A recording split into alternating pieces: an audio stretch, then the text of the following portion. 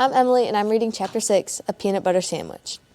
I told you to be careful, scolded Keith, when his parents had gone to dress and Ralph crawled down his arm into his hand. It wasn't my fault the door blew shut. Ralph jumped from the hand to the bedspread.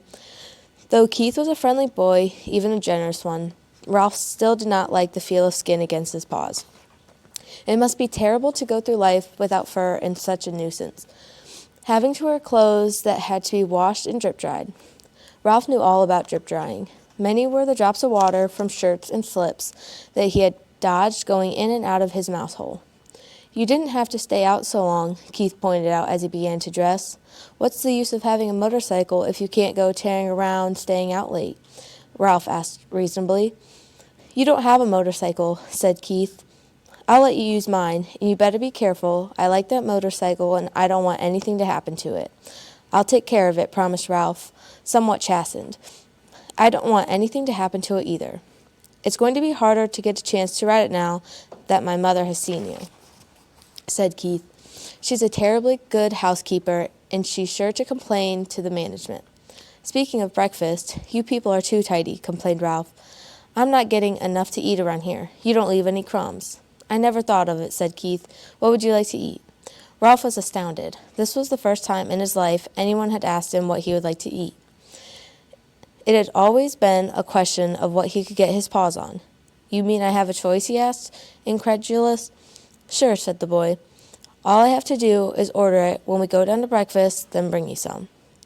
Ralph had time to think. After a diet of a Zwieback and graham crackers provided by little children, bits of candy and an occasional peanut or apple core left by medium-sized children, or a crust of toast and a dab of jam left by an adult who had ordered breakfast sent up from room service. The possibilities of choosing his own meal were almost too much. I know what I'd like, Ralph said at last, but I don't know what you call it. Once some people who said they were almost out of money stayed in these rooms.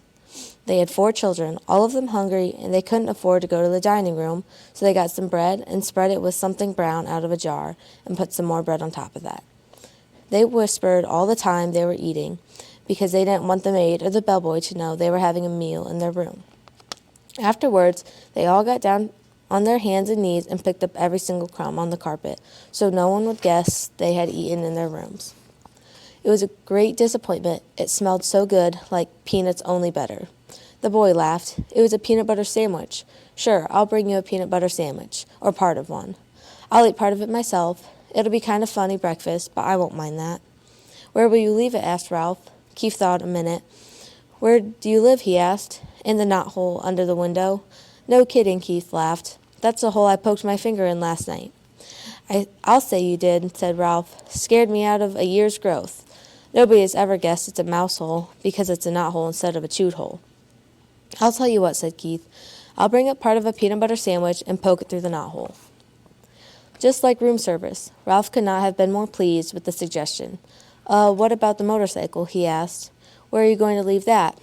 In my suitcase, I guess.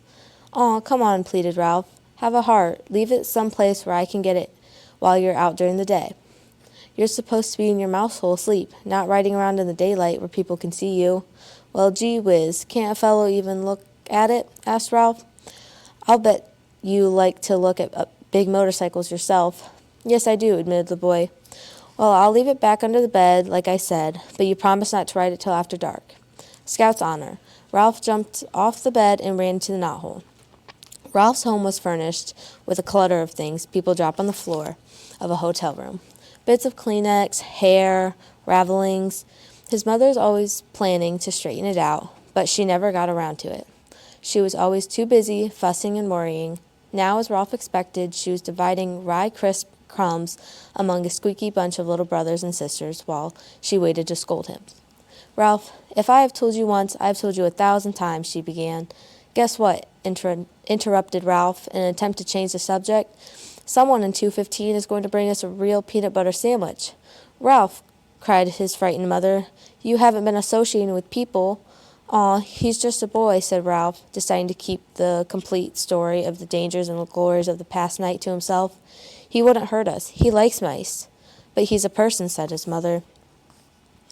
That doesn't mean he has to be bad, said Ralph. Just like Pop used to say, people shouldn't say all mice are timid just because some mice are, or that mice play when the cat's away just because some do. Just the same, Ralph, said his mother, I do wish you would be more careful whom you associate with. I am so afraid you'll fall in with the wrong sort of friends. I'm growing up, said Ralph. I'm getting too old to hang around the mouse nest all the time. I want to go out and see the world. I want to go down on the ground floor and see the kitchen and the dining room and the storage room and the garbage cans out back. Oh, Ralph, cried his mother, not the ground floor, not all the way down there. You aren't old enough. Yes, I am, said Ralph stoutly. There's no telling what you might run into down there. Mouse traps, cats, poison. Why out by the garbage can? You might even be seen by an owl. I don't care, said Ralph. Someday I'm going downstairs. But think of the owls, Ralph, implored his mother. We moved into the hotel because of the owls. It was after your Uncle Leroy disappeared and his bones were found in an owl pellet. The mother's mouth's plea was interrupted by the sound of Keith running to room 215. Now you'll see, said Ralph to his mother, and waited, anxious lest his friend let him down. Sure enough, Keith came to the knothole. Psst, he whispered. Here it is. The waitress thought I was crazy, ordering a peanut butter sandwich along with my cornflakes for breakfast, but here it is. He stuffed half a sandwich, a bit at a time, into the hole, where Ralph seized the pieces and pulled them all the way through. Listen, we're going to be gone most of the day. The dining room is packing us a picnic lunch, and we're going to drive along some of the back roads and visit some old mining towns. Thanks a lot, Ralph managed to say, with his mouth watering. Have fun. See you tonight, said Keith. Have a good day's sleep. Ralph's mother could not help being impressed by the sight of the peanut butter sandwich. Just like room service, she marveled. Why, it's peanut butter and jelly sandwich, and it even has butter in it. I told you he would bring it, Ralph could not help boasting, even though his mouth was full. After sharing his feast with the squeaky little brothers and sisters, all of whom had trouble with peanut butter sticking to their teeth, Ralph curled up on the head-shred Kleenex and took a good long nap. When he woke up refreshed, his first thought was of the motorcycle. He wondered if Keith had really remembered to leave it under the bed. He yawned and stretched and left by the way of the knothole. Room 215 was just as Ralph had last seen it. The bed had not been made. There were no fresh towels by the wash basin. Ralph ducked his head under the sheets and blankets that had tumbled off one side of the bed, and there in the dim light he caught the gleam of the chromium exhaust pipes. Keith had trusted him after all. He walked across the carpet and took a hold of the hand grips one more time. They felt just right in his paws, and he longed to be off, speeding around the threadbare spots on the carpet, but a promise was a promise. Keith had kept his promise about the peanut butter sandwich. Ralph would keep his about not riding the motorcycle in the daytime.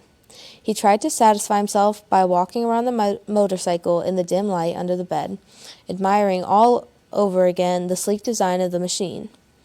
Ralph was lost in admiration and daydreams of speed and power when suddenly the door opened and the maid entered. It was too late to make a dash from the mouse hole. The maid stripped the blankets and sheets from the bed, shedding unwelcome light on Ralph and the motorcycle. Her feet in white sneakers moved lightly as she gathered up the sheets and pillowcases and towels and dropped them with a soft plop beside the open door. The next thing Ralph knew, he was hearing familiar and dreaded footsteps coming down the hall. He had learned to fear when he was a tiny mouse. It was the head housekeeper, the woman who was in charge of all the maids in the hotel. He recognized her steps, and he recognized her shoes stout. Sensible black Oxfords. Nothing was ever clean enough for the head housekeeper, and Ralph's whole family lived in a dread lest she discovered their mouse hole.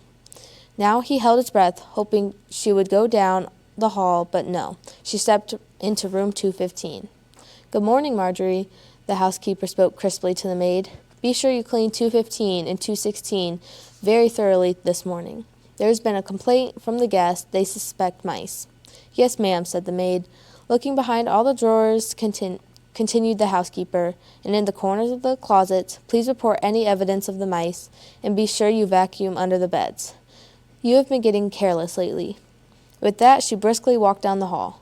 Old grouch, muttered the maid, as she reached into the hall for something that produced a sound that struck terror into Ralph's heart. It was the clang of the vacuum cleaner attachments banging together.